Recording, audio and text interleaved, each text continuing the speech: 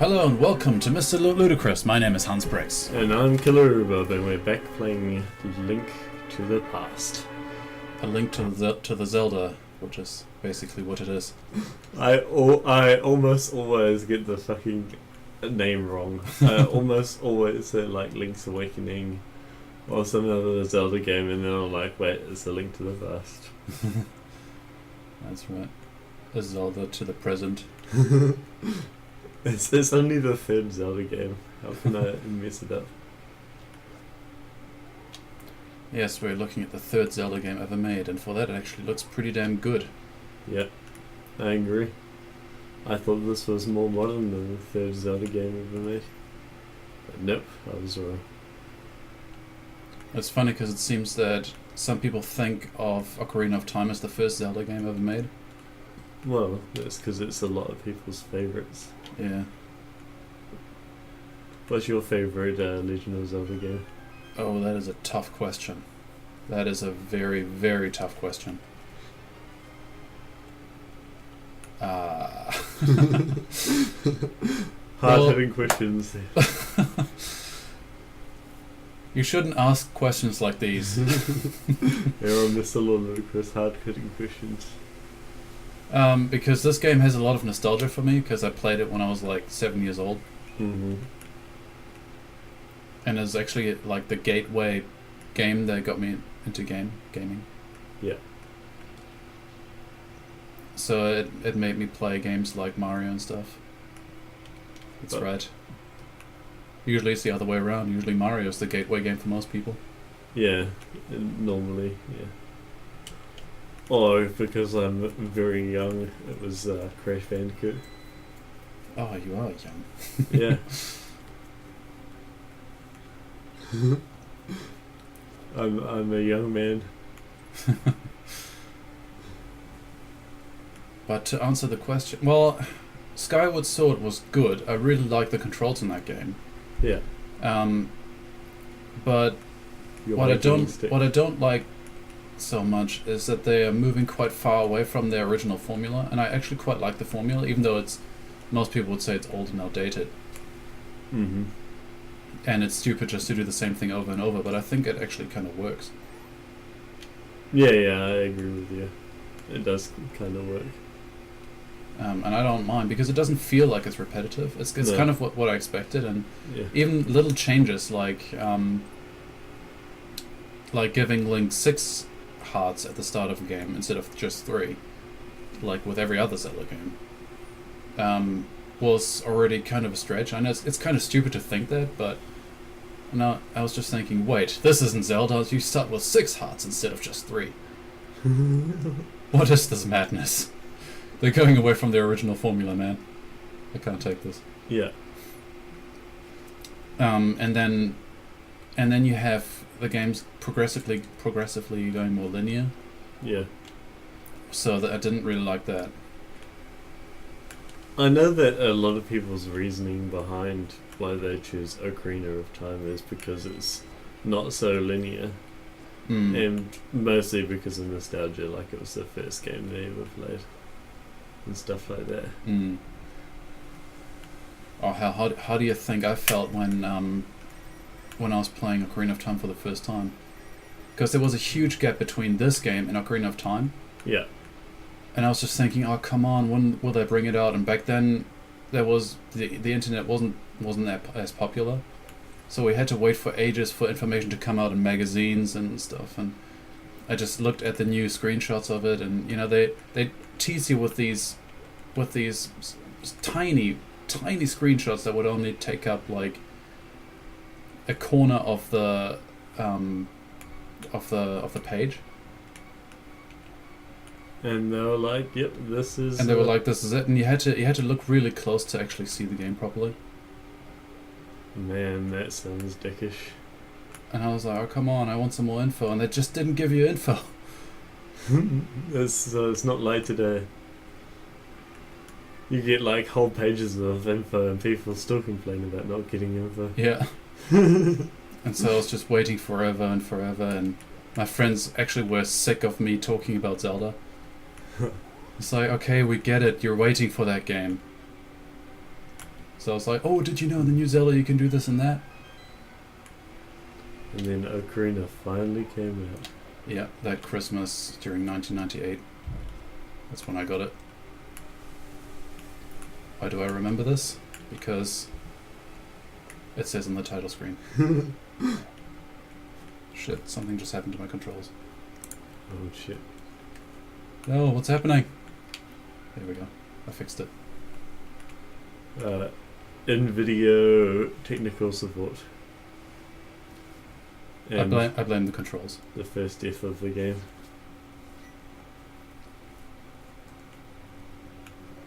I blame Blame the controls. yeah, I blame myself. Good. Because I'm not doing anything at all. You're distracting me. Distracting me with your words. But yeah, point is that That asking which was your favourite Legend of Zelda game is a stupid question. it's a hard question because there's lots of factors to consider. Yeah. Because I mean the games are all quite different and they've changed over time. There were things that I liked about them and things that I didn't really like about them. Like for example, I guess I'm a little bit conservative when it comes to video game changes like that. Mm-hmm. Just like I didn't like Twilight Princess as much because they didn't really have a magic meter, which is a petty reason, I know. But something about it just made it feel like they're dumbing it down. Making it more accessible for younger players. And and another thing was that you to target something, you had to obviously hold down a button, but you couldn't not raise your shield when you're doing that. So did that make it easier as well? Or? It just made it annoying, really, because I'm very fussy when it comes to looks, and so I didn't always want to use the shield whenever I'm targeting something. Yeah. Right. So even when you look at a person, like when you target a person and you want to just talk to that NPC, then he would also use a shield, which I think was a bit stupid. Yeah, that is. It seems like a design flaw. Mm. Which led to me often just losing my shield on purpose. But Nintendo went the best at making decisions back then. They still have trouble. they do still have trouble, yeah. It's because they hired this guy, and his whole philosophy was to make the best use out of outdated technology, and that's why when the Atari Lynx and I can't remember what the Sega version of the Atari Lynx was, but they were both in colour. Nintendo refused to make a colour handheld. Instead, they were still actively pushing the normal Game Boy. Oh, okay. And it was a couple of years after the Atari Lynx came out that they decided to make the Game Boy Color. I see. Well, then I can't help but feel cheated.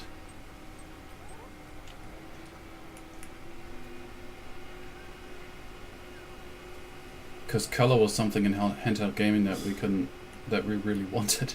Yeah. And while the Atari Lynx wasn't the best handheld console in the world, it certainly was the best at that time. Was it?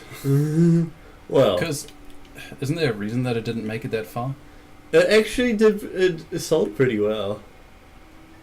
Did it? Yeah. I never really heard anything about it. it was one of the the Atari Jaguar, which came out at the same time and was like their big console that was going to rival Nintendo, fucking didn't sell well at all. Because Okay. the Atari Jaguar came out around about the same time as the SNES, if I remember correctly. Or was it the SNES or was it the 64? I can't remember. But anyway, the game lineup on that was what failed it, and I think that was part of the reason why the Link didn't do as well either, because of the games. Because lots of people in that era were waiting on Nintendo games because they liked the Nintendo game lineup, and Atari and to a lesser success, lesser extent, Sega didn't really have any like exclusive games that they were pushing. No, okay. Unlike Nintendo, which had the big three, Mm. which they are pushing: Mario, Zelda, and Metroid. So here's a funny bit on the game.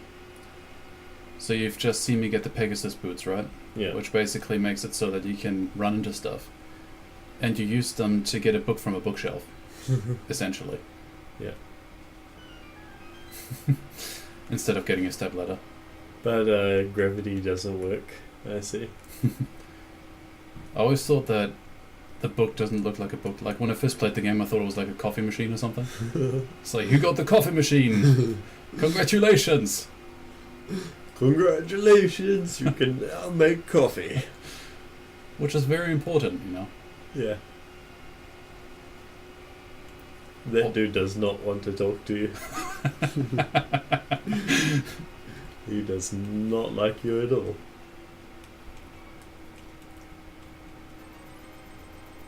You There we got go. some coffee there, I see. I got a coffee mug. Now I can use it with my magical coffee machine.